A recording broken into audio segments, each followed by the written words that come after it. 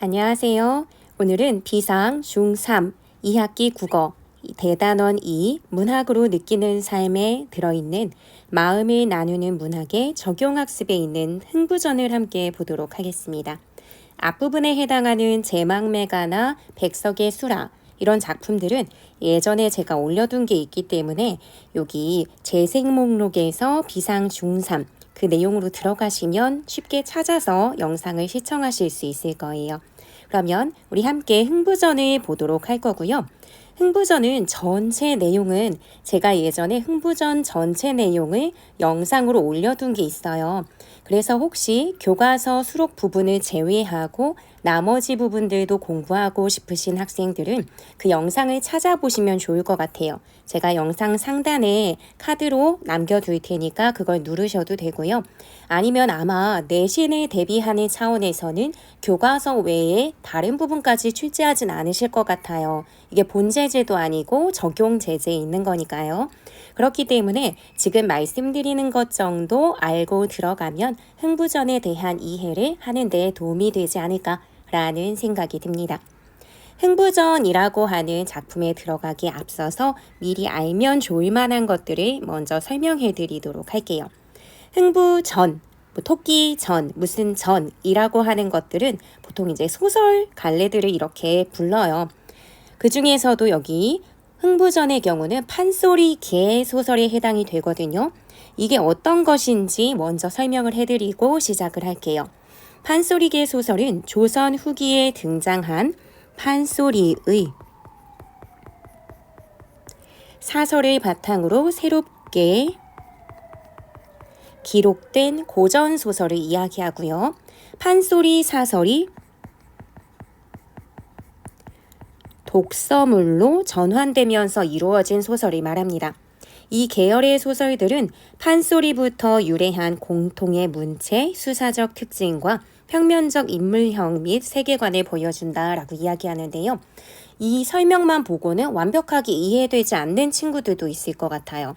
그래서 판소리 개 소설이라고 하면 일단 판소리가 무엇인지도 좀 알아야 될 텐데요. 그걸 좀 설명을 해드리도록 할게요. 우리 사극 같은 걸 보면요. 장마당 같은 데에 소리꾼이나 아니면 공연을 하는 그런 사람들이 뭐 노래를 하거나 하는 것을 본 적이 있을 거예요. 그래서 가운데에서 사람들이 모여있는 그 가운데에서 그때여 중향이가 막 하면서 막 소리를 내는 그런 소리꾼들 있죠. 전체를 판이라고 한다면 거기에서 소리를 내면서 연창하는 그런 사람들을 소리꾼이라고 합니다. 그러니까 이 판을 버려놓고 여기에서 소리를 하기 때문에 우리가 판소리라고 하는 거고요. 소리꾼뿐만이 아니라 옆에서는 얼쑤하고 추임새를 넣어주는 그래서 북 같은 거 있죠. 그런 것을 이제 치면서 앉아갖고 옆에서 추임새를 넣어주는 고수도 같이 있어요. 보통 이 둘이 한 세트로 공연을 하게 되면 그 주변에 사람들이 우르르 몰려드는 거죠. 지금은 텔레비전 굉장히 많고 뭐 극장도 가고 그러지만 예전엔 그런 게 없었기 때문에 청중들이 모여서 보게 되는 실시간 공연 예술이라고 생각하시면 됩니다. 근데 이것이 너무 재밌는 거예요. 그래서 인기를 많이 얻게 되는 거죠. 춘향가, 흥부가 이런 식으로 노래 가자를 써서 판소리에서는 뭐 열려춘향, 수절가, 흥부가 이런 것들이 이제 구현이 된다면 그게 너무 재밌어서 실시간이 아니라 나중에 또 개인 소장하고 또 보고 싶은 거예요. 우리 드라마 굉장히 인기 많으면 그거 대본집 같은 것도 사서 보는 것처럼 판소리로 너무 재밌었던 것들을 사람들이 집에 앉아서도 보고 싶어하는 그런 마음이 있기 때문에 이 판소리들을 필사해서 옮겨서 책들이 만들어지게 됩니다. 이것이 바로 판소리 개 소설인 거죠. 원래는 판소리였던 것을 글로 산문화해서 적어놨다라는 거예요. 그래서 여기 보면은 판소리의 사설, 판소리에서 막 이야기하고 떠든 그 사설을 바탕으로 해서 기록된 것이고, 그래서 그 판소리 사설이 독서물, 우리가 읽을 수 있는 것으로 전환됐다는 거죠. 그래서 공부하시다 보면요, 흥부가라고 써 있는 것도 있고 흥부전이라고 써 있는 것도 있는데요. 뭐 판소리 해당되는 흥부가인 경우에는 뭐 자진몰이장단, 중몰이장단하고 장단명이 써 있는 경우도 있지만 보통은 어쨌든 내용상으로는 큰 변화는 없어요. 크게 다르지 않기 때문에 내용 전체의 흐름을 알고 있으면 판소리가 출제가 되든 실제 뭐 수능이나 이런 시험에서 판소리가 출제되든 판소리 개소설이 출제가 되든 큰 어려움 없이 접하게 될 겁니다. 이런 판소리 계열의 소설이라든지 고전 소설이 갖고 있는 특징 중에 가장 큰 것이라고 볼 수 있는 게 바로 풍자와 해학이에요. 그래서 이것이 갖고 있는 공통점과 차이점, 이것을 함께 보도록 할게요. 제가 지금 벤 다이어그램에 표시를 해두기도 했고요. 각각 제가 이모티콘 같은 걸로 그림을 그려놨기 때문에 대강 짐작을 하실 수 있을 거예요. 풍자나 해학이나 공통점이 존재해요. 비슷한 면이 있거든요. 그게 바로 이 부분이죠. 여기 지금 웃고 있는 표정을 만들어놨죠. 풍자나 해학 모두 어떤 공통점이 있냐면요. 어떤 대상이 있다면 대상을 우스꽝스럽게 표현을 해서 웃음을 불러일으킨다는 특징이 있어요. 즉 웃음이라고 하는 공통점이 있는 거죠. 하지만 웃음의 색깔에도 사실 차이점이 있거든요. 같은 웃음인데도 누가 나한테 웃었을 때 기분이 나쁠 때가 있고 좋을 때가 있잖아요. 그걸로 구별 지어서 생각하시면 돼요. 풍자가 바로 기분 나쁜 웃음이라고 생각하시면 돼요. 약간 째리듯 쳐다보고 있죠. 풍자의 경우는요. 웃긴 웃는데 비웃음에 가까운 그런 웃음이에요. 대상이 갖고 있는 결점이라든지 악행, 나쁜 행동 이런 것들을 다 부정적으로 판단하고 부정적으로 그려내고 비아냥거리거나 해요. 그러면서 비판하려는 의도를 갖고 있는 게 풍자라고 생각하시면 됩니다. 어쨌든 비판의 요소를 갖고 있는 사람을 막 비웃으면서 말하고 있기 때문에 웃음을 불러일으키는 건 맞는데 그 안에 약간 날카로운 바늘로 콕콕 찌르는 듯한 아니면 칼로 약간 이렇게 상대방을 공격하려는 듯한 그런 느낌이 있는 게 풍자라고 생각을 하시면 되고요. 해학의 경우는 지금 약간 하트 뭐 이런 거 그려놨죠. 대상에 대해서 약간 애정을 갖고 있어요. 따뜻한 시선으로 감싸 안음으로써 대상에 대한 호감, 좋은 감정과 연민 약간 딱한 거죠. 얘가 딱한데 얘 모습 보면 좀 웃기기도 하고 하면서 약간 웃기게 표현을 하면서 그 대상의 어떤 불쌍함이라든지 딱함 이런 걸 보여주거나 그 대상에 대한 애정을 보여줄 때 해학이 드러난다 라고 말을 합니다. 그래서 이런 부분들이요. 판소리계 소설에서는 다 드러나요. 흥부전에서도 해학만 존재하는 건 아니고요. 풍자도 있습니다. 그래서 이런 부분들을 본문 전체를 읽어 나가면서 여러분들이 잘 파악하실 수 있으면 좋을 것 같아요. 그래서 그런 내용들을 함께 보도록 할 거고요. 교과서에서는 앞부분의 줄거리를 조금 주고 그런 다음에 본문이 시작되기 때문에 앞부분 줄거리부터 같이 읽으면서 흥부전 전체 내용을 함께 보도록 하겠습니다. 앞부분 줄거리. 옛날에 흥부와 놀부 형제가 있었다. 욕심 많은 형 놀부는 부모님이 물려준 재산을 독차지하고 흥부 가족을 집에서 쫓아냈다. 흥부는 여러 자식을 먹여 살리기 위해 아내와 함께 온갖 일을 다 해보지만 가난을 면치 못한다. 흥부의 자식들은 흥부와 아내에게 배고픔을 호소하고 아내는 자식들에게 집안 사정을 설명하며 타이르다가 울음을 터뜨린다. 여러분이 아마 흥부전 이야기는 어렸을 때 읽었던 굉장히 짤막한 동화에서만 봤기 때문에 흥부네 집의 가난상을 막 와닿지 못하면서 그냥 느끼고 읽었을 수 있어요. 실제 흥부전 전체를 읽어보면 그렇게 찢어지게 가난할 수 없어요. 자식들도 굉장히 많은데요. 옷이 없어서 커다란 거적대기에 구멍 숭숭 뚫어서 여기에 쏙쏙 한 명씩 나옵니다. 그래서 화장실 갈 때도 다 같이 이거 동시에 입고 있기 때문에 후루루 갔다가 우르르 와야 되고요. 먹을 것도 제대로 없고요. 좀 과장해서 표현하지만 집도 너무 작아서 한 명이 누우면 발도 집 밖으로 나오고요. 이런 식으로 진짜 찢어지게 가난해요. 그렇기 때문에 자식들에게 우리가 가난해서 이렇게 해주지도 못하고 저렇게 해주지도 못하면서 막 하면서 꺼이꺼이 울고 슬퍼하는 그런 장면들이 마음 아프게 보이기도 합니다. 그래서 이제 본문으로 들어가자면요. 흥부 아내의 말이 변하여, 그러니까 그러니까 지금 집안 사정을 설명하며 타이르고 있었잖아요. 그러니까 아내가 처음에는 막 타이르면서 슬퍼하면서 이제 말을 하다가 나중에 결국은 울음이 되니. 그러니까 지금의 가난한 상황이 너무 슬프기 때문에 울음으로 바뀌게 되는 거죠. 이 울음에는 서러움이라든지 슬픔 이런 감정이 묻어나는 걸 거고요. 그것의 이유는 당연히 가난이겠죠. 요거는 왜냐하면 요 표시죠. 수학에서 표시. 어쨌든 흥부가 말없이 듣고 있다가 자리에서 일어섰다. 자기도 가장으로서 이렇게 그냥 가만히 있을 수는 없으니까 뭔가를 해야겠다라고 생각하는 것 같아요. 가장으로서의 책임감이 이제 보여지는 부분이죠. 여보 마누라 울지 말아요. 내가 오늘 읍내를 나갔다 오리다 하면서 내가 지금 뭔가를 해보겠다 라고 이야기합니다. 읍내에 나가서 뭘 할지는 모르겠지만 지금 흥부가 가장으로서의 나름의 책임감이 이제 보여지는 그런 부분이라고 생각하시면 돼요. 가장으로서 책임감을 느끼고 행동하는 부분이죠. 읍내에 가서 뭐 하려는 걸까? 그래서 아내가 물어봐요. 읍내는 무엇 하러요? 하고 물어보죠. 그랬더니 양식을 좀 구워서라도 얻어와야 저 자식들을 먹이지. 그러니까 어디선가 양식을 구워오겠다, 빌려오겠다 또는 얻어오겠다라는 거죠. 여기 지금 보니까 여보 영감 그 모양의 곡식 먹고 도망한다고 안 줄 테니 가보아야 소용없는 일입니다.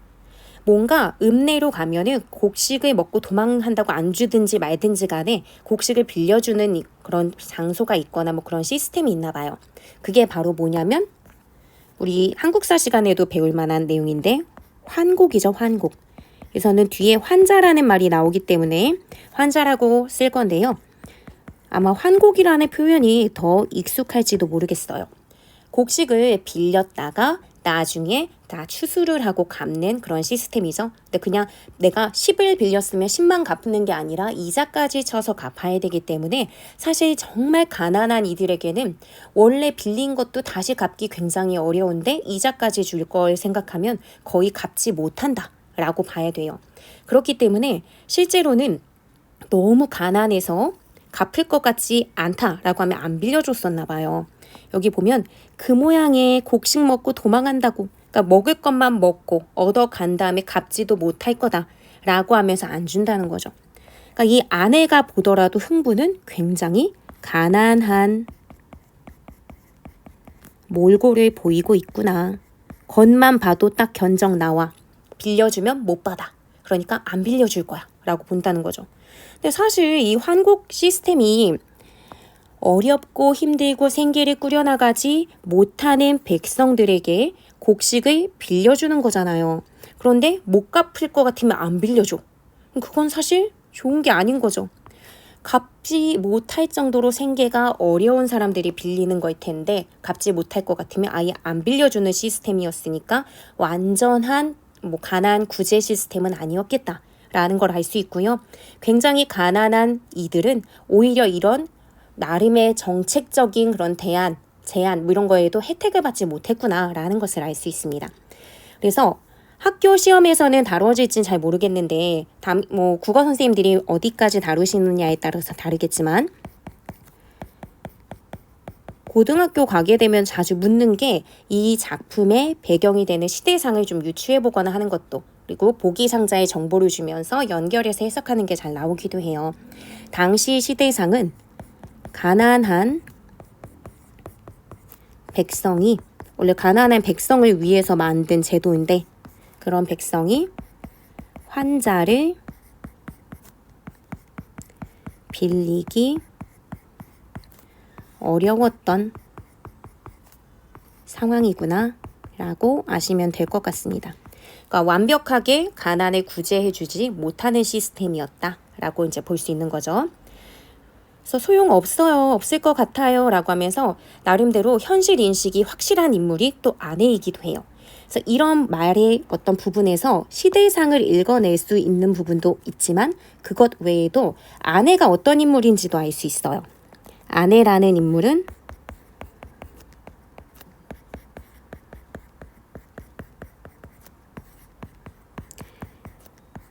주어진 현실에 대한 인식이 굉장히 뛰어난 인물, 잘 현실을 이제 받아들이고 이해하고 있는 인물이라고 볼 수 있어요. 그렇게 뭐 우리가 가난하고 힘들고 내가 운다고 해서 당신이 읍내를 간다고 하지만 그걸 얻어 가지고 돌아오는 것은 쉽지 않을 거다라고 하는 상황 파악이 되는 인물이 바로 아내인 거죠. 그랬더니 무슨 소리? 지금 가장이 나서는데 그게 무슨 소리? 어찌 될지는 가봐야 아는 일이니 장 안에서 도포나 꺼내와요 하고 이야기하죠. 뭐 상황에 대해서는 열심히 나가 보려고 했는데 아내가 찬물을 끼얹는다라는 느낌이 있었으니까 이렇게 역정을 내듯이 말하는 면도 있지만 이것을 약간은 부정적으로 본다면 흥부가 괜히 좀 가부장적인 가치관을 보이거나 약간 허세를 부리는 가장이 나서는데 그럼 아내가 나섰을 때는 안 되지만 가정이 나섰는데 어디 초치는 소리 이런 식의 맥락으로 말하고 있기 때문에 약간은 이 부분에서 부정적으로 읽어낼 수 있는 부분이 있다면 여기에서는 흥부의 허장성세 내가 좀 대단한데 사실 그렇게 대단하지 않은 인물인 거잖아요. 전체적인 상황에서 가게를 제대로 꾸려나가지 못하고 아이들이 굉장히 가난하고 힘들고 있는 그런 상황이란 말이에요. 근데 내가 나서는데 그게 무슨 소리야? 가보면 알겠지. 막 이런 식으로 얘기하고 있으니까 약간의 허세가 들어가 있습니다. 그래서 흥부의 허장성세 그리고 가장이 나서는데 어찌 그런 말을 하냐? 라고 얘기하고 있으니까 가부장적인 가치관도 가지고 있는 인물이구나 라는 것을 알 수 있습니다. 어쨌든 지금 장화 안에서 도포나 꺼내와요. 그러니까 예전에 이제 성인 남자들이 입던 어떤 전체적인 두루마기 같은 그런 거죠. 그래서 이거 갖고 오라고 얘기하니까 아내가 아이고 우리 집에 무슨 장이 있단 말이오. 굉장히 가난해서 옷장이나 이런 것도 없나 봐요. 가난하기 때문에 무슨 장이 있단 말이오 라고 얘기하면서 말하죠. 장에서 꺼내오라고 하니까 우린 장이 없다 라고 이제 아내가 얘기했어요. 그랬더니 이 흥부가 어허 닭장은 장이 아닌가 하고 얘기하죠. 그러니까 닭장에다가 옷을 실제로 놨는지 아닌지는 중요하지 않고요. 사실은 이 맥락에서는 그냥 굉장히 짠내나는 상황인데 닭장은 장이 아닌가 라고 하면서 웃음을 유발하는 것. 여기서 청중들은 이걸 들었을 때 아이고 하면서 깔깔깔 하고 재밌게 웃었겠죠. 아 너무 가난해서 장조차 없단 말이야 하고 생각했다가 닭장은 장이 아닌가 라고 하면 그 가난 찢어지는 가난 때문에 약간 마음의 긴장 상태를 갖고 봤던 청중들이 웃으면서 빵 하고 한번 터뜨릴 수 있는 그런 요소를 마련해 주는 부분이 이런 거예요. 같은 말, 발음이 유사하거나 한 그런 말을 통해서 웃음을 유발할 때 우리가 언어유희 어렵게 말해서 언어 유희고요. 쉽게 말하면 말장난이에요. 그래서 언어 유희를 통한 웃음 유발. 여기서는 해학적인 면이 있는 거죠. 가난하고 힘들 수 있는 그런 존재들이지만 상황에서 웃음을 이제 띠고 있는 모습을 보여주니까요. 그래서 닭장에서 내 갓도 좀 챙겨내와요 라고 얘기해요. 갓은 또 어디 있답니까? 우리에겐 갓도 없을 정도로 가난한데. 그랬더니 뒤뜰 굴뚝 속에 가봐요 하고 이야기하죠. 그러니까 뒤뜰 굴뚝 속에 어찌 갓이 있을까요? 굴뚝 속에는 그냥 타다만 재 같은 것이 있을 것 같은데 왜 거기에서 갓을 찾으라 하지? 라고 생각하시면서 이어서 볼게요. 세상에 갓을 어찌 굴뚝 속에 두었단 말입니까? 하고 아내가 물으니까 흥부가 그런 게 아니라 지난번 국상 뒤에 국상하면 나라에 큰 상이 생긴 거죠. 누군가가 돌아가시거나 해서. 그래서 장례를 치른 거예요. 국상 뒤에 어느 친구한테 흰 갓 하나를 얻었는데 국상이니까 이제 흰색을 쓴 거죠. 우리 형편에 칠을 쓸 수도 없고 연기에 그을려 쓰려고 굴뚝 속에 넣어둔 지 벌써 오래요. 갓은 검정색이잖아요. 근데 검정색 갓으로 변변사는 게 지금 없는 상태인 거고요. 그래서 뭔가 어디 격식 차리고 갈 때 필요한 갓을 지금 굴뚝 속에 흰 갓 하나 얻은 멀쩡한 그것을 굴뚝 속에 넣고 연기에 그을려서 까맣게 되게 만들어야지 하고 미리 보관을 해뒀나 봐요. 이게 얼마나 가난하면 이렇게 해야 돼 하는 엄청나게 찢어지게 가난한 슬픈 상황인데도요. 좀 황당하잖아요. 누군가가 줬던 것을 지금 굴뚝 속에 보관하면서 까맣게 만들어야지 하고 굉장히 신박한 생각이기도 하고 이렇게 발상하는 흥부가 귀엽기도 하고 그러다 보니까 막 짠내는 폭발하는데 웃깁니다. 그러니까 극심한 가난으로 인한 비극적 상황인데도 웃음을 유발하는 거죠. 즉 해학적인 표현이 드러난 부분이라고 생각하시면 됩니다. 극심한 가난으로 인한 비극적 상황. 어딘가 외출하려고 해도 제대로 된 가타나 없는 그런 상황이지만 우리 이거 보면서 너무 슬퍼서 같이 눈물 막 좔좔 흘리게 되지 않아요. 좀 웃기잖아요. 어이없기도 하고. 해학적으로 표현하면서 웃음을 유발하죠.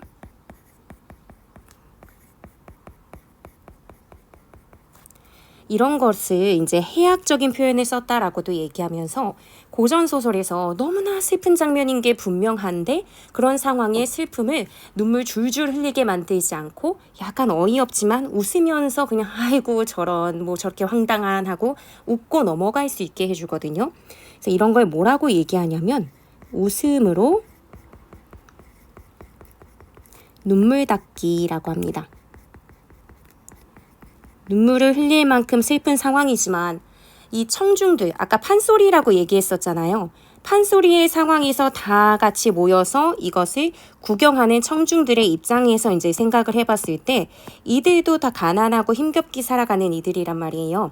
그런데 판의 장면, 판소리의 어떤 장면을 같이 즐기는 그런 와중에 주인공마저 너무나 슬퍼. 나도 슬퍼 죽겠는데 같이 막 꺼이꺼이 울면서 슬퍼지면 사실 너무 괴롭잖아요. 인생은 슬픈데 그래도 뭔가 내 앞에 펼쳐지는 그것만큼은 좀 즐겁고 행복하고 아니면 좀 깔깔깔 웃고 넘어간다. 라고 하면 아유 하고 한번 웃어 넘기면서 새로 다시 하루를 또 시작하거나 새로운 일들을 할 수 있는 원동력이 생기죠. 그래서 웃음으로 눈물 닦기라고 하는 것은 평민들, 백성들이 다 힘겹고 눈물을 흘린 만큼 한스럽거나 어려운 삶을 살겠지만 그런 삶을 그대로 보여주면서도 얘네가 막 부자는 아니에요. 평민들하고 똑같이 힘들고 어려운 삶의 모습을 보여주긴 하는데 그 장면에서 웃음을 유발하게 해줌으로써 그냥 웃고 눈치고 넘어갈 수 있게 만들어주는 그런 효과가 좀 있는 거죠. 그래서 이런 부분들이 판소리계 소설에서는 굉장히 잘 등장하고요. 이 흥부전도 마찬가지예요. 그래서 그런 것들 생각하면서 계속해서 이어볼게요. 그럼 갓을 지금 굴뚝에서 꺼내서 까맣게 된 걸 썼습니다. 흥부가 그렇게 저렇게 의관을 갖추는데 모양이 볼만했다. 모양이 볼만했다는 것은 와 진짜 멋지다 브라보 막 할 수 있는 그런 상황은 아니겠죠. 정말 좀 우스꽝스러웠다. 가관도 아니었다. 이런 식의 맥락일 거예요. 볼만했다 라고 하는 건 누구의 생각이겠어요. 글쓴이의 생각이겠죠. 그런 것을 이 판소리계 소설에서는 또는 고전 소설에서는 편집자적 논평이라고 얘기합니다.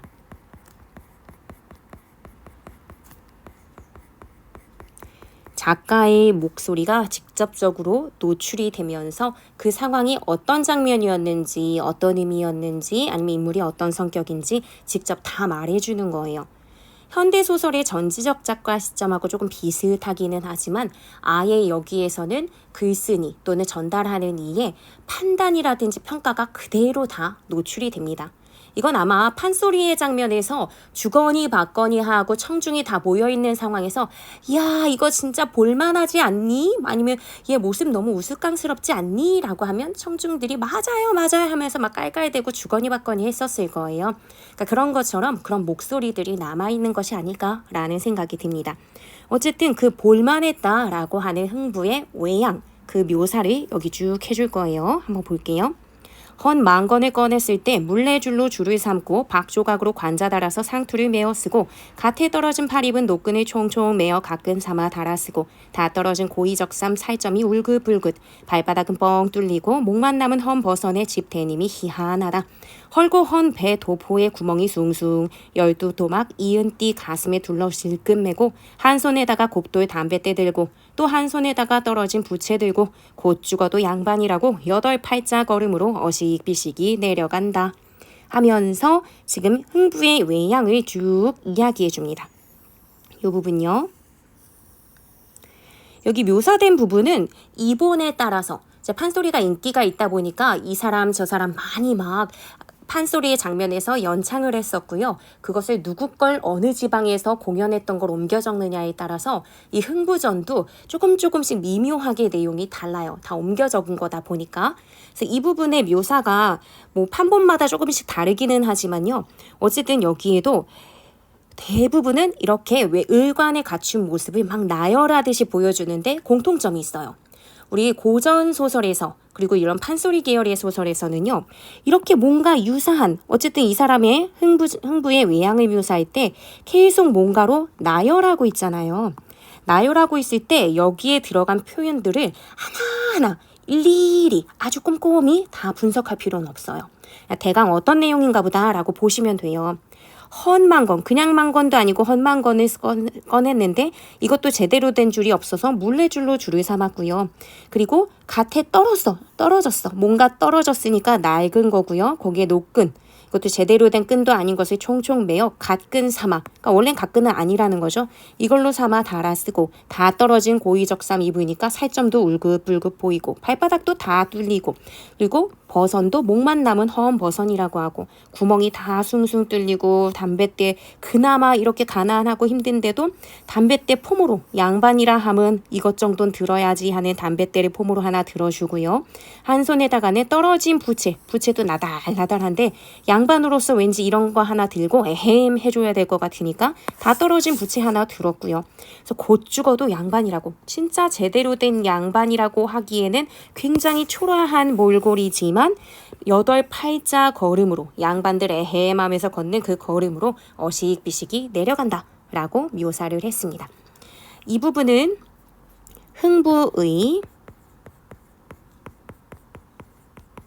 외양을 구체적으로 묘사한 부분이고요. 묘사 내용에 공통점이 있죠. 굉장히 가난해요. 그런데도 그 가난이 그냥 굉장히 그냥 내추럴한 가난이 아니라 어설프게나마 어떻게든 양반인 행색을 보이고 싶어서 이것저것 다 낡아 빠진 것들까지 내 몰골에 다 갖춰놓은 그러니까 양반 체면을 차리기 위한 굉장한 노력이 반영된 그런 모습이라서 오히려 짠하고 우스꽝스럽고 그런 면모들이 조금 보여요. 그래서 이 부분을 한번 보시자면요. 해학적인 면에서 좀 정리를 해볼게요. 굉장히 가난해요. 찢어지게 가난한 거죠. 이런 몰골에 만약에 막 사람이 내 옆에 있으면 너무 불쌍하니까 도와주고 싶을 정도의 몰골이란 말이에요. 굉장히 가난한 모습이지만 이 모습은 사실은 굉장히 애쓰고 있는 모습이에요. 어설프게나마 양반의 체면을 갖추기 위해서 에헴 하면서 나 양반이야 하는 것. 스스로는 굉장히 갖추었다라고 생각하지만 우리가 봤을 땐 그지꼴? 이렇게 이제 생각할 수 있는 거죠. 그러니까 양반 체면을 차리기 위한 노력, 가난한데도 어설프게나마 이렇게 막 안간힘을 쓰고 노력하니까 이게 오히려 우스꽝스러워, 짠해.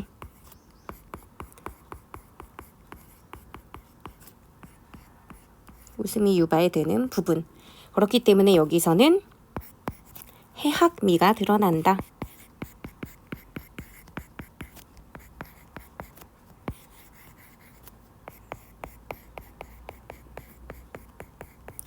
교과서에서는 이렇게 해학미 관점으로까지만 얘기를 한 것 같은데요. 이 부분은 사실 다른 고등학교 교과서나 다른 제재에서는 굉장히 좀 풍자적인 관점으로 보기도 하는 부분이에요. 그래서 이거는 참고로만 말씀드릴 테니까 선생님들에 따라서 이 부분까지 언급하시는 분도 계실 수 있고요. 아닐 수도 있으니까 내신 관점에서는 선생님들 각자 학교의 선생님들이 말씀하신 것 정도까지만 봐주시면 되는데 나는 조금 더 공부를 하고 싶다라고 하는 경우에는 고등학교 교과서에서는 이 부분을 풍자의 관점으로도 다루기 때문에 그 관점도 추가로 설명을 해드릴게요. 해양미도 드러나는 게 맞아요. 굉장히 우스꽝스러운 면이 드러나는데요.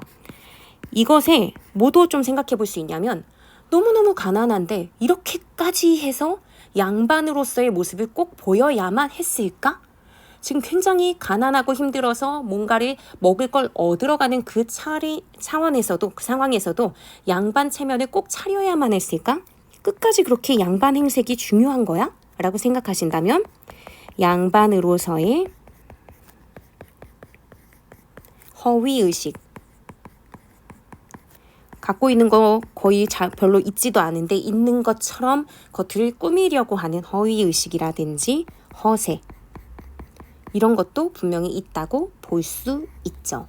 그렇기 때문에 그런 부분을 너무나 애쓰면서 꾸미는 흥부의 모습을 통해서 좀 비판적으로 보여준다 라고 본다면 분명히 풍자의 성격도 있습니다.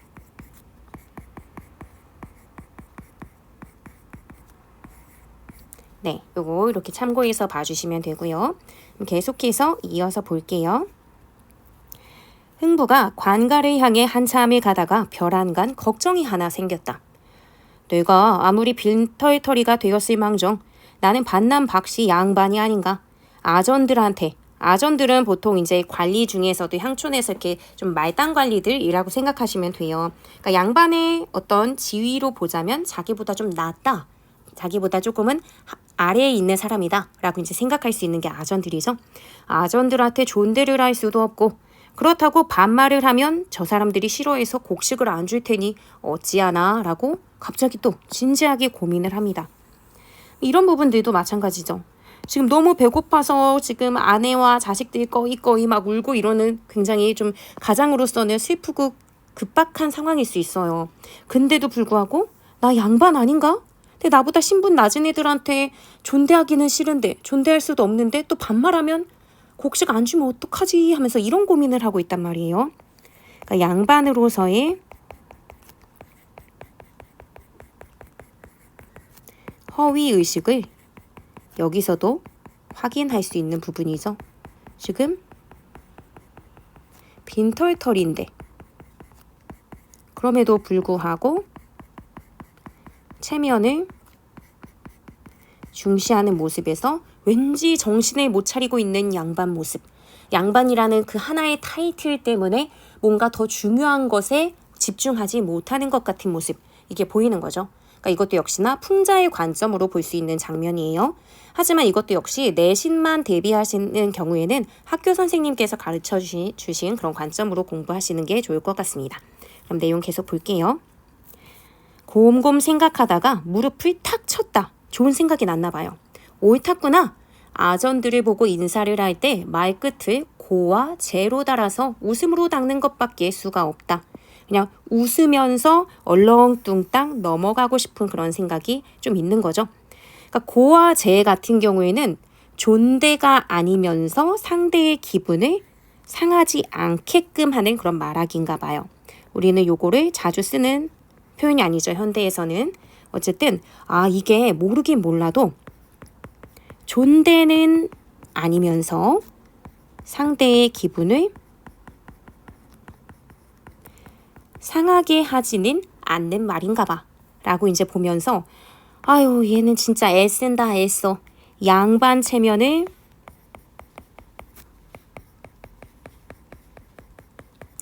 지키려고 애쓰고 있구나. 요걸 확인할 수 있고요. 그러면 좀 약간 웃기기도 하잖아요. 이게 그렇게 얘한테 중요한 거야 하는 약간의 웃음을 유발하는 면모가 있습니다. 그래서 요것으로 해악도 유발이 될 수 있고요. 여기도 마찬가지로 풍자도 가능합니다. 풍자로 해석하는 것도 가능해요. 아유 이렇게 체면이 중요하단 말이야 라고 하면서 고하고 제, 실제 이걸 정말 잘 쓰고 있는지 그런 것도 생각하면서 한번 볼게요. 흥부가 관가에 들어가자 아전들이 일어나며 맞이한다. 아니 박생원 아니시오? 거참 여러분네들 본지가 경세우경년이로고 하하하. 여기서 이제 고를 사용하죠. 근데 지금 맥락을 보니까 그런 것 같아요. 뭐뭐로고 하면 약간 회상하는 듯이 기억 속에 뭔가를 떠올리는 듯이 하면서 마치 혼잣말 같은 느낌이 약간 있어요. 그러다 보면 그건 당연히 존대를 할 필요도 없는 거고요. 그러다 보면 얼렁뚱땅 이게 뭐 존댓말도 아니고 반말도 아닌 걸로 나 그냥 혼자 회상하는 듯이 말하면서 넘어가죠. 그래, 각 댁은 다 태평하신지 모르제, 이것도 모르지 하면서 혼자 마치 생각하는 것처럼. 아, 이런 고나 제 이런 것들이 약간 자기 혼자 회상이나 아니면 추측이나 이런 식의 말하기 느낌을 주면서 상대방에게 굳이 존대랑 상관없이 좀 대충 끝을 마무리 지을 수 있는 말이구나 라고 생각하시면 됩니다. 아, 우리야 편합니다만 지금 흥부가 아전들의 안부를 묻죠. 각 댁은 다 태평하시냐? 라고 물으니까 우리야 편합니다만 백시장 기후 안녕하시오? 라고 물어요. 백시장은 누구냐면요. 흥부가 아니고요. 놀부예요. 놀부. 흥부의 형이자 지금 돈이 더 많은, 그러니까 나름대로 권력을 더 많이 갖고 있는 사람이죠. 그러니까 좀 불쌍하네요. 흥부는 지금 아전들의 안부를 물었지만 아전들은 흥부의 안부는 별로 궁금하지 않은 것 같아요. 그랬더니 이제 흥부가 우리 백시장이사 여전하시지 하하하하. 우리 형은 그냥 여전하시지 하면서 이제 약간 머릿속에 있는 기억을 떠올리듯이 그렇게 얘기하면서 하하하 하고 넘어갑니다. 그랬더니 아전들이 그런데 박생원 이게 어쩐 걸음이시오 하면서 왜 왔냐? 라고 물으니까 글쎄 권솔은 많고 양도가 부족하여, 양도는 양식이에요. 음식. 양도가 부족하여 환자섬이나, 환자는 아까 그 환곡, 봄에 꺼주고 가을에 이자 붙여서 다시 받는 그거. 그래서 그런 제도 자체를 환자라고 하기도 하고요. 그때 빌리는 곡식 자체를 환자라고도 하는데 환자섬이나 얻을까 하고 왔제마는 여러분 처분이 어떨는지 모르제. 굉장히 약자로서의 그런 느낌이지. 그러니까 내가 빌리고 싶은데 니네가 빌려줄지는 모르지 하면서 약간 이제 한 수 접고 들어가는 말, 나의 어떤 추측을 하는 것 같은 그런 말 이런 걸 하고 있어요. 아니 백시장이 만석 거부인데, 그러니까 놀부가 부자잖아요. 만석 거부인데 박생원이 환자 얻는단 말이 어쩐 말이오? 형이 부자인데 네가 왜 오지? 이렇게 얘기하는 거예요. 근데 사실 형이 부자기 때문에 동생을 돌봐야 되는 게 맞죠. 이렇게 다른데 곡식을 꾸러오지 않고. 근데 이 놀부라는 인물의 됨됨이, 여긴 이 전체적인 수록된 부분에는 등장하지 않지만 이런 정보를 통해서 아, 놀부가 동생의 사정을 돌보지 않는 인물이구나. 야박한 인물이구나. 라는 정보를 추측해 볼 수 있죠. 아니, 형이 그렇게까지 어마어마한 부자인데 네가 왜 여기 와서 곡식을 빌린단 말이냐? 하고 이제 아전이 물으니까 아이 글쎄 형제간이라도 너무 자주 얻어다 먹고 보면 염치가 없더라고. 하하하하. 뭐 이러죠. 근데 실제 놀부는 곡식을 빌려주거나 하지 않았잖아요. 그러니까 이런 측면으로 보면 형에게 누가 되고 사람들이 형을 욕할까봐 조금 걱정하는 것 같아요. 그러니까 놀부를 감싸주는 흥부의 모습이 발견되는 부분입니다.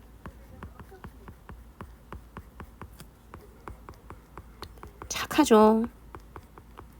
저 같으면은 막 고발할 것 같아요. 우리 형이 그렇게 부자인데 나한테 하나도 안 줘요. 막 이렇게 얘기할 것 같은데 형에게 민폐가 될까봐. 그러니까 고전 소설에서 진짜 전형적인 착한 인물이에요. 어떤 부분에서도 다 착한 행동을 보이는 거죠. 그 착한 성품을 갖고 있구나라는 걸 알 수 있습니다.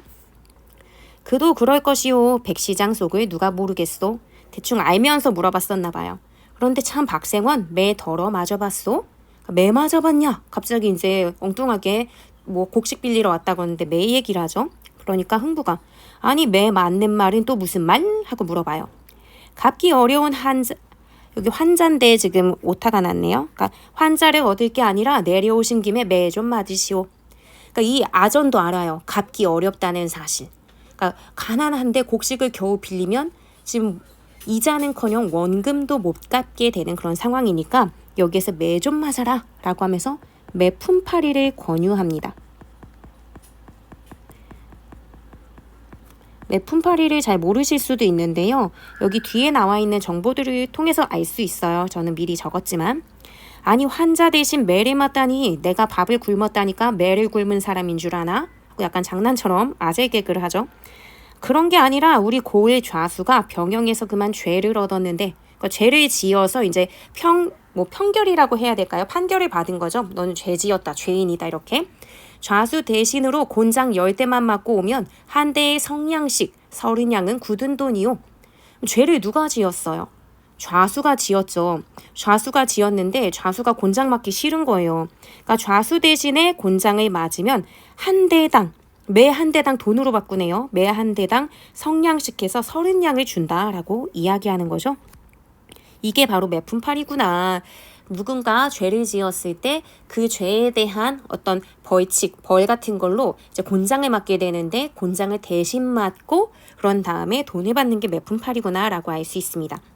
이거 온당한 걸까요? 돈만 있으면 그러면 죄값을 치르지 않아도 되는 거죠. 지금으로 보자면은 뭐 내가 10년 징역형에 처해졌는데 내가 딴 사람한테 돈 주면 그 사람이 대신 들어가는 거야. 말이 안 되죠? 지금은 그런 거 하지 않는단 말이에요. 근데 이 소설의 내용을 보니까 과거에 돈이 있으면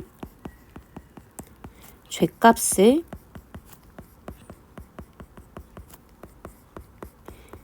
치르지 않아도 됐던 일이 있었나 보다라는 것을 알 수 있습니다. 즉 조선 후기에 이 판소리 계열의 소설들은 다 조선 후기를 배경으로 하고 있는데요. 조선 후기 사회상, 사회의 모습이 이러했구나라는 것을 알 수 있습니다. 그래서 조선 후기 사회상이 반영됐다라고 볼 수 있고요. 그 사회상이라고 본다면은 돈으로 다 해결하려고 하는 물질 중심주의, 물질 중심적 가치관 이것도 있고요. 고을의 좌수라고 하면 굉장히 높은 지위에 있는 관리인데 이 사람이 죄를 지었어. 죄를 지은 것도 잘못이고 부끄러운 일인데 죄에 대한 어떤 대가조차 치르지 않으려고 해. 그러니까 이 관리는 바람직한 관리라고 볼 수 없죠. 그러니까 관리들의 부정함, 그 부패, 돈으로 다 해결하려고 하는 그런 것들이 있었겠구나. 관리의 어떤 부정부패 이런 것들이 있었던 사회상을 엿볼 수도 있습니다. 어쨌든 그것을 공공현이 이렇게 아전히 얘기하면서 매품 팔아 막 이렇게 얘기하는 거죠. 그러면서 누가 가든 말 타고 가라고. 그러니까 매 맞으러 가니까 좀 온전하게 걸어가면서 힘드니까 말 타고 가라고. 아유 훈훈하네요 이 배려. 말 타고 가라고 마싹 차비죠 교통비 단량까지 얹어서 30단량을 주기로 했으니 한번 다녀오시려오 이렇게 얘기합니다. 누군가가 내가 다 가난해서 곡식 빌리러 갔더니 야 그럼 매 맞아 하면은 우리 선뜻 대답할 수 있어요? 그럼 내 몸이 어떻게 될지 모르는데. 근데 흥부는요 돈 말을 듣더니 대번에 바로 말투가 존대가 됩니다. 아까 엄청 고민했잖아요. 나보다 신분이 낮은데 얘네한테 존댓말 할 수는 없어 이렇게 생각했는데 갑자기 막 존댓말 하면서 하시오 막 이렇게 말이 올라갔다라고 이야기합니다. 그러니까요 돈이 중요한 거예요. 체면 다 필요 없어. 지금 돈을 벌 수 있다니. 체면보다 돈 벌기가 중요해진 거예요. 곡식을 빌리는 건 갚아야 되잖아요. 근데 이건 그냥 돈을 버는 거니까 내가 받으면 끝이란 말이에요. 훨씬 좋은 기회라고 생각한 것 같아요. 그러니까 주저하지 않고 그냥 바로 존댓말을 합니다. 돈 벌 수 있다고 하는 것에 굉장히 다급한 마음. 어떻게든 이 돈 내가 가져야 돼. 이 기회는 찬스야. 내가 이걸 얻어내야 돼. 라고 생각하면서 바로 존댓말로 하는 거죠. 이런 부분 보면은 짠하기도 하면서 웃기죠. 아깐 그렇게 고민하더니 이런 생각이 드니까 해악성을 보여주는 장면이라고 볼 수 있어요. 해악은 웃음을 유발하면서 연민, 대상에 대한 약간 딱함 이런 것도 보여준다 했는데 딱하죠. 그러니까 연민 이런 것도 느껴집니다. 그러면서 바로 얘기해요. 여보시오 가고 말고요. 그건 그러려니와 내 안입곱게 말 타고 갈 것이 아니라 내 주제에 넘게 말 타고 갈 거 아니고 정강이 말로 다녀오겠다. 정강이 여러분 다리에 있는 그 정강이죠. 그러니까 내가 걸어갈 거다. 그러니까 그 돈 단량을 나를 주시오. 나 교통비에 낭비하지 않고 그것도 아주 알뜰살뜰히 다 쓰겠다라고 이야기하는 부분입니다.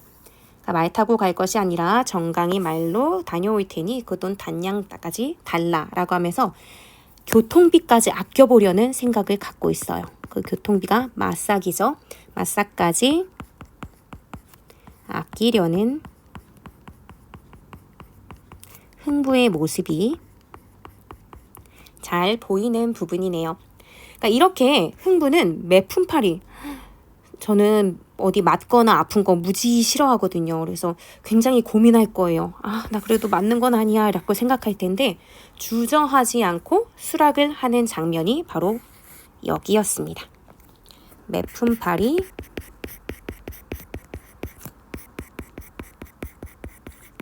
수락 받아들인다 요거죠. 그러니까 이 부분에서 양반이라고 아까 그렇게 얘기했는데 순간 체면은 아무것도 중요하지 않고 그냥 막 바로 존댓말을 하네. 이만큼 양반들도 삶이 힘겨웠나 봐. 조선 후기가 그랬죠. 임진왜란 병자호란 거치게 되면서 양반이라고 다 똑같은 양반, 다 잘 살고 넉넉한 양반이 아니었죠. 그 이전의 지위가 많이 무너지게 된 양반들이 많았습니다. 그러니까 몰락한 양반의 처지가 이런 흥부의 모습을 통해서 매품팔이를 주저없이 허락하는 부분에서 드러나는구나 라고 생각하시면 됩니다. 그랬더니 아전이 그거 신랑 그리 하구려 하고 허락을 해주면서 괴짝을 절컥 열고 엽전 단량을 내어주니 흥부가 덥석 받아들고서 네 다녀오리다 하면서 바로 출발합니다. 예 평안히 다녀오 하면서 아전이 얘기하고요. 흥부가 밖으로 썩 나서더니 돈을 들어보며 어깨춤을 추었다. 이게 꿈이야 생시야 곡식만 꾸러 왔는데 내 손에 지금 단량이 들어왔으니까 돈이 들어왔으니까 얼마나 좋겠어요. 그러니까 어깨춤을 막 덩실덩실 춥니다. 그러면서 얼씨구나 좋네 지화자 좋으시고 돈 봐라 돈 오늘 걸으면 잘 걸었다. 내가 여기까지 한국 꾸러 온 거였는데 오길 잘했다. 다른 사람이 먼저 왔으면 기회를 뺏겼을 수 있잖아요. 나 오늘 오길 너무 잘했어. 이 돈 단량을 가지고 가면 열흘은 살겠구나 라고 하면서 자기 힘들게 매 맞으러 가는 것도 힘든 건데 걸어서 갈 생각 이런 거 괴로울 거라고 생각하지 않아요. 이걸로 어떻게든 살겠구나 라고 생각을 하죠. 그래서 자기 집으로 들어가며 여보 마누라 어디 갔소? 대장부 한 번 걸음에 엽전 30 단량이 들어온다네. 이제 매 맞으면 30냥도 받을 거니까 거정문 여소. 문도 거적대기인가 봐요. 돈 들어가요. 내가 들어가는 게 아니라 돈이 더 중요한 것처럼 돈 들어가요. 이렇게 얘기해요. 뭔가 나갔더니 해결이 된 게 있나 봐? 라고 생각하면서 흥부 아내가 반겨 맞으며 어디 돈 봅시다 돈 봐. 이 돈이 웬 돈이요? 하고 얘기하면서 일수 월수 이자를 얻었고 책에 이자 또 넣었소? 라고 이야기하죠. 돈이 저절로 생길 거라고 생각하진 않는 거예요. 이 돈이 어떻게 된 돈이에요? 일수 월수 하면 어디서 이렇게 빌린 거잖아요. 그래서 이자를 얻었고 책에 이자 또 얻었어? 굉장히 고리대금 같은 그런 거예요.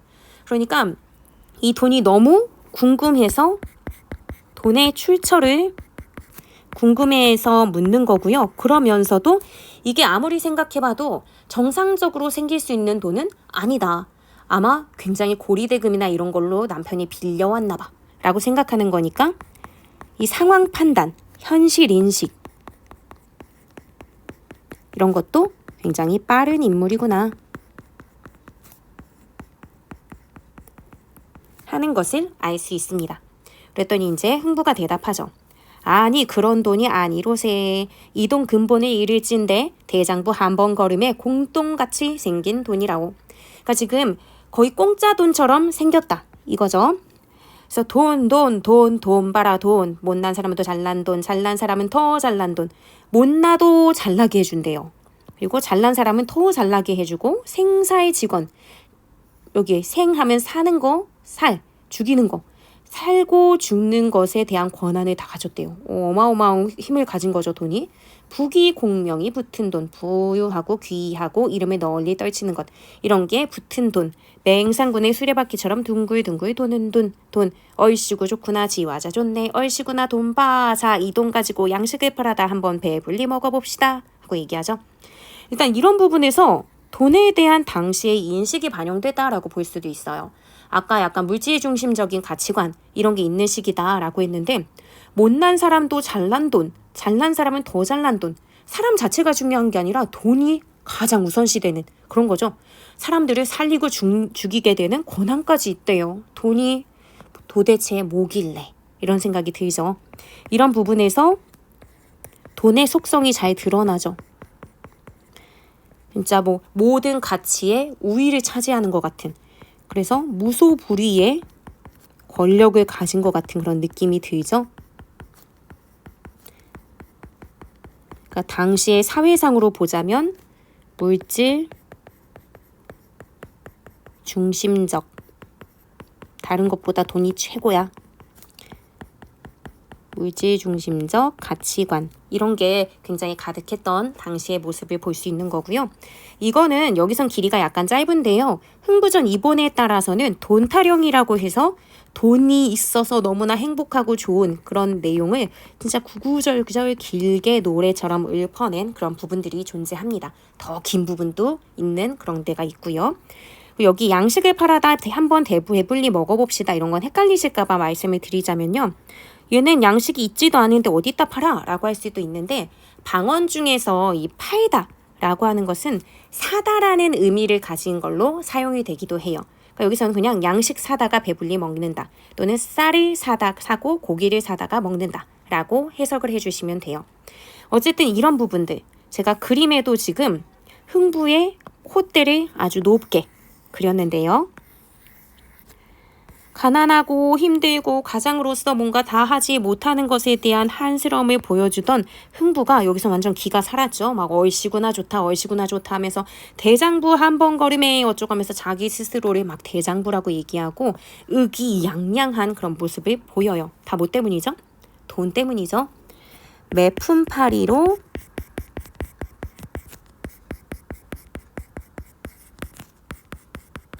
돈을 벌게 되어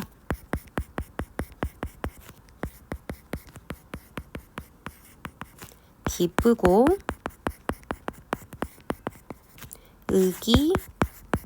의기양양한 흥부의 모습. 아주 신이 났죠? 이런 부분을 잘 보여주는 게 요 흥부, 콧대 높은 부분 이들이라고 생각을 해주시면 됩니다. 그러면 이어서 계속 볼게요. 여보 영감, 배부르게 먹으니 좋긴 합니다만 그 돈이 어디서 난 건가요? 그러니까 궁금하긴 한 거예요. 이거 어마어마한 이자를 내면 안 되잖아요. 그러니까 어디서 났냐 하고 물으니까 이제 흥부가 대답을 해줍니다. 여보, 이게 비밀이니 말을 내면 안 돼요. 비밀이라고 이야기합니다. 왜 비밀이라고 할까 생각하면서, 우리 고의 좌수가 병영에 죄를 얻었는데 내가 좌수 대신 가서 곤장 10개만 맞고 오면 한 개의 성냥씩 모두 30냥인데 말 타고 다녀오라고 마싹 단냥을 미리 받았지 뭐요. 만약 뒷집 꾀수아비가 알면 발등거리를 할 테니 쉬 라고 얘기합니다. 꾀수아비가 가로챌까봐 지금 걱정하는 거예요. 그러니까 여기서의 비밀은 막 좌수의 어떤 체면을 봐줘야지 막 이런 생각이 아니라요. 일거리를 빼앗길까봐, 이 꾀수아비가 먼저 갈까봐 그걸 걱정하는 거죠. 여기 돈의 출처를 잘 설명을 해주고요.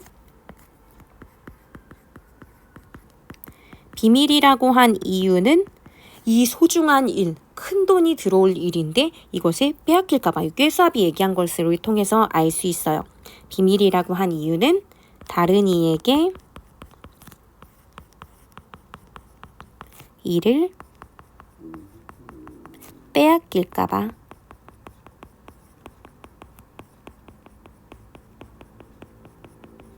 이렇게 볼 수 있겠죠? 흥부 아내가 만약에 선생님 남편이 나 어디서 돈 벌으려고 엄청 맞고 올 거야, 막 여기저기 얻어맞고 올 거야 라고 얘기하면 어머 좋은 생각이에요 이렇게 대답할 수가 없겠죠. 어떤 아내가 그러겠어요. 여기 흥부 아내도 마찬가지예요. 흥부 아내가 이 말을 듣고 펄쩍 뛰어 일어섰다. 허허, 아이고 이것이 웬 말인가. 그리 말아요. 가지 말아요. 아무리 죽게 된들 매품 말이 웬 말이요. 맞을 일이 있다 해도 집을 팔아서라도 그 일 모면할 텐데 번연히 하는 일을 매맞으러 간다고 하니 당신은 어찌하여 죽으려고 야단인가. 못 갑니다. 못 갑니다. 굶으면 그냥 굶고 죽으면 좋게 죽지. 불쌍한 저 모양의 매란 웬 말이요. 여보 영감, 병영 곤장을 한 개만 맞아도 평생 골병이 된답니다. 바짝 마른 저 볼기에 이제 곤장 맞으면 어떠냐 이렇게 쭉 막 푸념하고 안타까워하는 장면이에요. 그러니까 이 부분 굉장히 아내 입장에서 너무나 슬픈 장면이죠. 아니 어찌 그렇게 어디서 맞고 온다는 생각을 우리 남편이 할 수 있을까 하면서 진짜 서럽게 울고 만류하는 장면이에요. 매품팔이 하지 말라고 만류. 하지 말라고 하는 거, 이런 거 만류하다라고 얘기하죠. 즉 아내도 돈이 중요해요. 돈이 없어서 울기도 했었으니까. 하지만 돈보다 더 중요한 것은 흥부, 내 남편이죠. 내 남편의 안전, 건강한 것. 이런 부분을 통해서 흥부 아내 역시 착한 심성의 소유자라는 것을 알 수 있습니다. 계속해서 흥부 아내 말이 이제 뒷부분에 조금 나오는데요. 그거 마저 볼게요.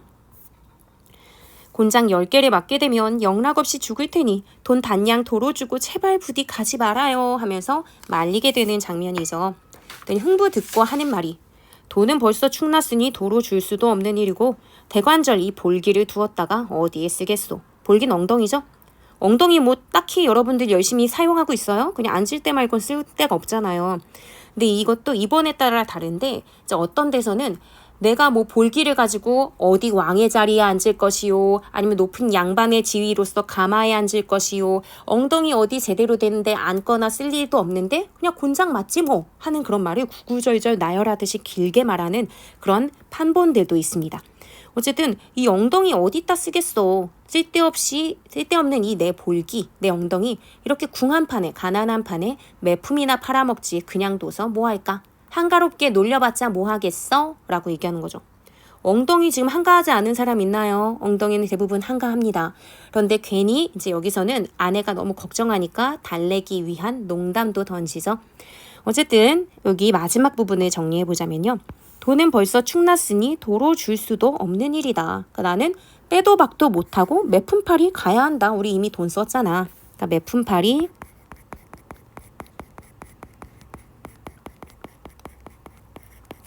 해야 하는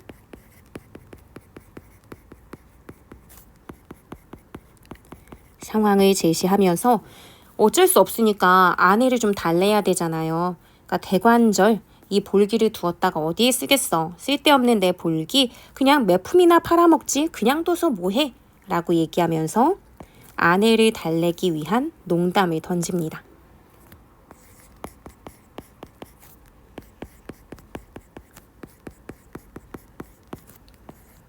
이런 농담한다고 막 아내가 대박 깔깔깔 뭐 이렇게 웃지 않겠죠. 그냥 슬프겠죠.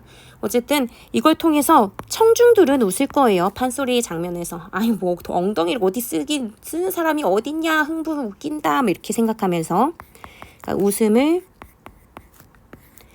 유발하죠. 그러니까 해악성을 드러내는 장면이고요. 장면 자체는 너무나 슬프잖아요. 하다 못해서 너무 가난하니까 내 몸을 어떤 자본을 삼아서 엄청난 곤장을 맞고 돈 벌어온다라고 했으니까 이렇게 찢어지게 가난하고 슬픈 게 어디 있겠어요.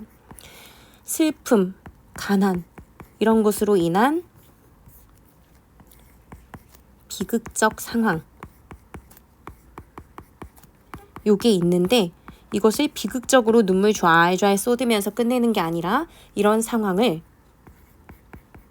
웃음으로 극복하죠. 여기서의 극복은 문제를 해결했다는 의미가 아니라 그냥 슬픔의 감정을 웃음으로 승화시킨다 라고 생각을 하시면 돼요. 이게 바로 아까 말씀드렸던 웃음으로 눈물 닦기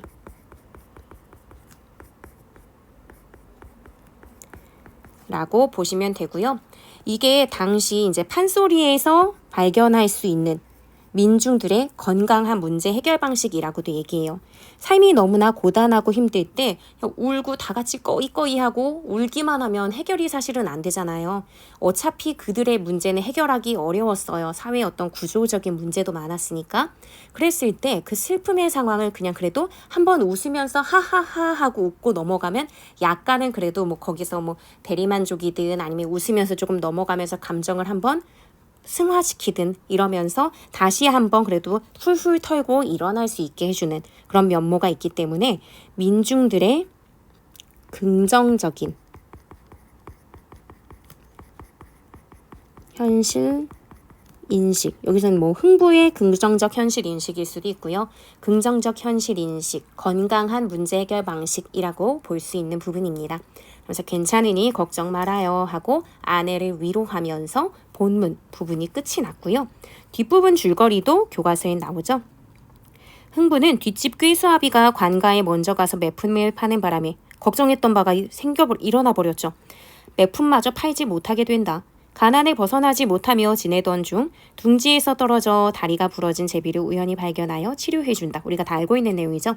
제비는 이에 대한 보답으로 흥부에게 박씨를 물어다주고 이 박씨를 심어 자란 박을 타자 그 속에서 금은보화가 나와 흥부는 부자가 된다. 이 사연에 들은 놀부가 일부러 제비 다리를 부러뜨린 후 고쳐주자 역시 제비가 박씨를 물어다준다. 하지만 이 박씨를 심어 자란 박에서는 노승, 왈패 등이 나와 놀부의 재산을 모두 빼앗아간다. 흥부는 놀부에게 자신의 재산을 나누어주고 놀부도 마음을 고쳐먹고 흥부와 우애 깊게 지낸다 하는 게 이제 나머지 뒷부분 내용입니다. 흥부전 이본이 굉장히 다양하지만요.